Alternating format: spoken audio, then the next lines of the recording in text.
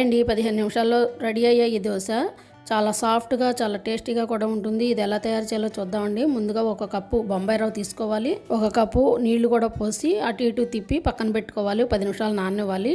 వేరొక గిన్నెలో ఒక అరకప్పు అటుకులు తీసుకోవాలి. వాటిని నీళ్లు పోసి బాగా కడిగిన తర్వాత ఒక పావు కప్పు పెరుగు వేసి కొంచెం నీళ్లు కూడా పోసి కలిపి రెండింటిని ఒక 10 నిమిషాలు నానబెట్టాలి. మీరు పల్చటి అటుకులు తీసుకునేటట్లయితే ఇంకొక కొంచెం ఎక్స్ట్రా వేసుకోవాలి. ఇప్పుడు ఈ రెండు బాగా నానిపోయినాయి.